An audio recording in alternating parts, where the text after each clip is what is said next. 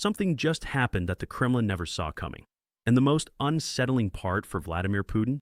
It happened in one of the places he was most confident he had under control, his own oil supply, the engine that funds his entire war machine.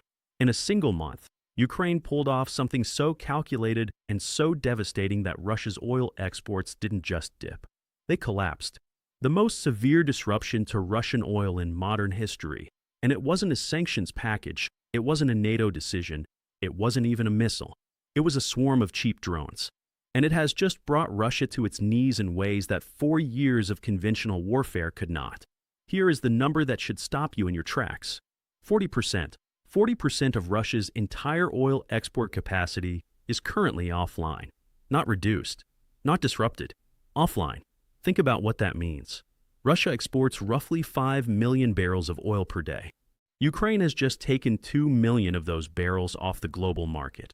Not by negotiating with OPEC, not by lobbying Washington, but by sending waves of drones across hundreds of kilometers of Russian airspace and setting Putin's most critical ports on fire. And here is the part that almost nobody is connecting properly. The global oil price has been elevated by the Iran war in the Middle East. Russia was supposed to be making a windfall. Analysts estimated a potential $23 billion bonanza for Russian energy companies in March alone. Ukraine just burned it. Literally. Reuters calculated that in one single week, March 22nd through 29, Ukraine's strikes cost Russia an estimated $1 billion in lost oil revenues. In 7 days, that number is going to follow Putin for the rest of this war. Stay with us, because by the end of this you are going to understand why the spring of 2026 may be the moment this war fundamentally changed, not in the way that Russia planned, but in the way that Ukraine engineered. You're watching Randall News. Let's get into it. To understand what Ukraine has just pulled off, you need to understand the problem it was facing just 6 months ago. By the autumn of 2025, the situation looked grim for Kiev. Russia was advancing. Slowly, grinding, brutally, but advancing. Russian forces were making gains in Donetsk, pushing toward Pokrovsk, and probing defenses in Zaporizhia. The pace wasn't spectacular, but it was consistent. About 160 square miles of Ukrainian territory per month, month after month.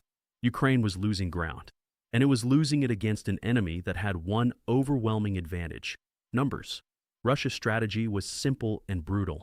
Flood the front with bodies, accept catastrophic casualties, and keep pushing until Ukraine's defenses eventually crack. For a long time, that strategy was working. Putin's theory was this: Russia can absorb losses that Ukraine cannot. Recruit enough soldiers, fire enough shells, launch enough drones, and eventually, the smaller country breaks first. He had been running this playbook since 2022, and by late 2025, he was still running it. What no one outside Ukraine's military command fully appreciated was what Ukraine was quietly building in the background. Not just weapons, not just drones, a completely new doctrine of war. And in March 2026, that doctrine detonated. The answer to Ukraine's problem didn't come from a NATO counteroffensive plan. It didn't come from a new shipment of Western tanks or a US-backed ground campaign. It came from Ukraine itself, and specifically from a strategy so precise it reads more like a chess endgame than a military operation. Ukraine's commander-in-chief, Alexander Syrsky, gave us the headline on April 15th. Ukrainian forces recaptured nearly 50 square kilometers of territory in March alone, territory that had been under Russian occupation. And that came on the back of 300 square kilometers retaken in February and 480 square kilometers liberated in the preceding counteroffensive period. But here is what the mainstream media keeps missing when it reports these numbers. The territory itself is almost secondary. What Ukraine is really doing is something far more sophisticated than a land grab. It is systematically dismantling the infrastructure of Russia's ability to fight at all on the battlefield and deep inside Russia itself. Let's start with what is happening at the front, because the numbers there are extraordinary. Russia launched its spring offensive in 2026 with considerable confidence.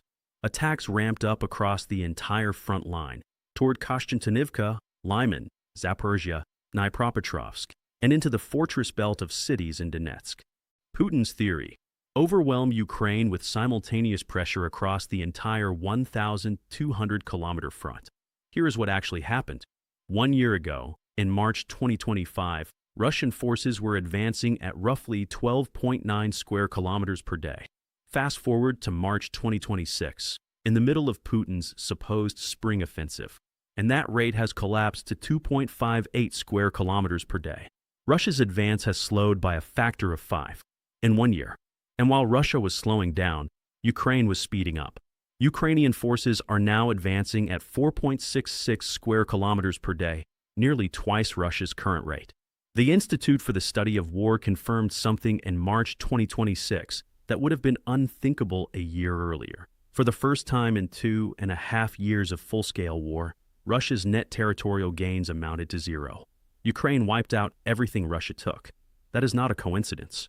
That is a designed outcome. Ukraine's Defense Minister Mikhailo Fedorov set the target at the start of 2026, 50,000 irrecoverable Russian casualties per month.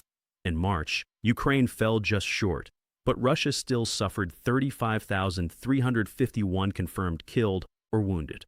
That is a 29% increase over February, and 96% of those casualties were caused by drones. Picture that for a moment. 96%. Russia sends a wave of soldiers toward a Ukrainian defensive line. Before they reach it, drones have already found them. FPV drones guided by operators watching real-time footage, loitering munitions hunting for the heat signature of armored vehicles, interceptor drones taking out the Shahids before they can strike Ukrainian positions. Russia isn't just losing soldiers. It is losing soldiers before the battle has even started. Now zoom out to what Ukraine is doing inside Russia itself, because this is the part that changes everything. Ukraine's Sersky reported that in March alone, Ukrainian forces struck 76 targets inside Russia. 15 of those were oil refineries and oil-related facilities. But those 76 strikes were not random. They were the culmination of a campaign that began in the middle of 2025. Between June 2025 and March 2026, Ukraine carried out 492 strikes against Russian air defense systems. Nearly 500 strikes over 9 months, systematically dismantling the air defense network that Russia used to protect its rear areas. And when those air defenses went down, Ukraine threaded drones through the resulting corridors, hitting ammunition depots, Shahid drone storage sites, command centers, and supply lines that Russia thought were safely out of reach. Then, in late March 2026, Ukraine turned that capability towards something even more consequential: Russia's oil exports. The attacks were relentless. Russia's Baltic ports, Primorsk and U.S. Teluga, were struck 5 times in 10 days. A tanker that docked at U.S. Teluga on April 5th, the first ship to attempt loading crude there in days, was struck the same night. 3 20,000 cubic meter storage tanks caught fire.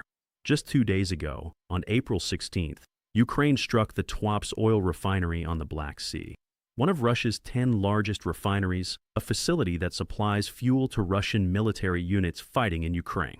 Witnesses described it as turning the skyline into a volcano. The cumulative result: 40% of Russia's oil export capacity is offline. Russia's total oil exports fell 43% in just 1 week in late March. The most severe oil supply disruption in modern Russian history, during a global oil price spike that Russia was supposed to be profiting from. Russia thought the Iran war in the Middle East was a gift. Instead, Ukraine converted it into a weapon. Consider what this means in sequence. Russia needs oil revenue to fund its war. It spends an estimated $300 million per day prosecuting the conflict in Ukraine. With 40% of its export capacity offline and oil revenues collapsing, that war chest is being depleted faster than Russia can replenish it. And here is what has not received enough attention. Russia was counting on a windfall from the global oil crisis triggered by the Iran war. Industry analysts estimated a $23 billion boost for Russian energy companies in March alone. Ukraine just burned most of that before it could reach Putin's treasury. Zoom out further. Russia's recruitment isn't keeping pace with its rate of attrition. Russia planned to recruit 409,000 soldiers by the end of 2026. Its current daily recruitment rate, roughly 1,120 soldiers, puts it on course for a 65,000 soldier shortfall against that target. Fewer soldiers, fewer resources, a front line that isn't advancing, and an economy bleeding money. And then there is the Starlink factor. something this is not getting nearly enough attention. In February 2026, SpaceX and Ukraine's defense ministry cut off Russian forces' unauthorized access to Starlink. Russian troops had been mounting stolen Starlink terminals on attack drones to strike deeper into Ukraine and using them for command and control on the front. When that access was severed, Russian communications broke down. Kremlin-affiliated mill bloggers began complaining about coordination failures. The ISW cited the Starlink cutoff as one of the key factors enabling Ukraine's March counteroffensives. Russia thought it had found a loophole. Ukraine closed it, and then attacked through the gap it created. Now think about what this means for Russia's spring offensive, the campaign that was supposed to mark the beginning of Russia's final push toward victory in Ukraine. Russia launched the offensive. Russia increased its pressure across the entire front. And the result is a net zero month, record casualties, collapsing oil revenues, communication disruptions, and a Ukrainian military that is outpacing it on the battlefield. Putin wanted a spring offensive. Instead, he created the conditions for Ukraine's. We have to be clear about something here, because this story is remarkable, but it is not without its complications. Ukraine's gains in March, the 50 square kilometers of recaptured territory, are strategic and targeted, not sweeping. Ukraine is not launching a single massive counteroffensive across the entire front. It is making precise, focused gains in sectors where Russia is weak, while holding the line where Russia is strongest. That is a deliberate choice, not a limitation. The front line is still 1,200 kilometers long. Russia still occupies roughly 20% of Ukraine's territory, an area about the size of the state of Pennsylvania. Recapturing all of that will take years, not months. And the oil campaign, as devastating as it has been, faces its own constraints. President Zelensky acknowledged in late March that unnamed allied nations had warned Ukraine about the impact its strikes are having on global energy markets. Ukraine has signaled it would halt those strikes if Russia stops attacking Ukraine's energy infrastructure. That negotiation is still ongoing. None of this diminishes what Ukraine has accomplished, but it tells us that this is the beginning of a new phase, not the final chapter. Putin wanted a spring offensive that would break Ukraine's will. What he got instead was a month in which Ukraine wiped out every meter of Russian advance, inflicted record casualties, and torched the revenue stream that makes his war possible. Every drone Ukraine sends into Russia is not just a tactical strike. It is an economic statement. It is Ukraine telling Russia, you cannot fund this war indefinitely, and we will make sure of that. The spring of 2026 was supposed to be Putin's moment. The moment Russia's superior numbers, superior firepower, and superior endurance would finally overwhelm a smaller, exhausted adversary. Instead, it is starting to look like the moment Ukraine shifted from survival to something far more dangerous for the Kremlin, strategic momentum. Here is where things stand as of April 18, 2026. Russia made zero net territorial gains in March 2026 for the first time in 2.5 years. Ukraine is advancing at nearly twice the rate of Russian forces. 40% of Russia's oil export capacity is offline, costing an estimated $1 billion per week in lost revenues. Russia suffered 35,351 casualties in March, a 29-year high, 96% caused by drones. Ukraine struck 76 targets inside Russia in March, including 15 oil facilities.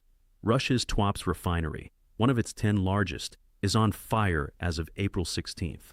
The question now is not whether Ukraine has momentum. It clearly does.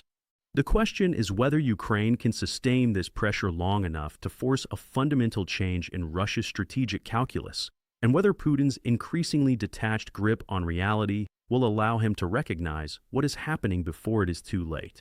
That is Randall News' assessment as of today, and it is going to keep developing fast. If this gave you a deeper picture of what is actually happening in this war, the kind of analysis you won't find in a headline, share it with someone who needs to see it. Not because we ask, but because the full story matters. Subscribe so you never miss our coverage of the next development and the one after that. Drop your thoughts in the comments. Do you think Ukraine's oil campaign will force Russia to the negotiating table before the end of 2026? Yes or no? We read every single response. This is Randall News.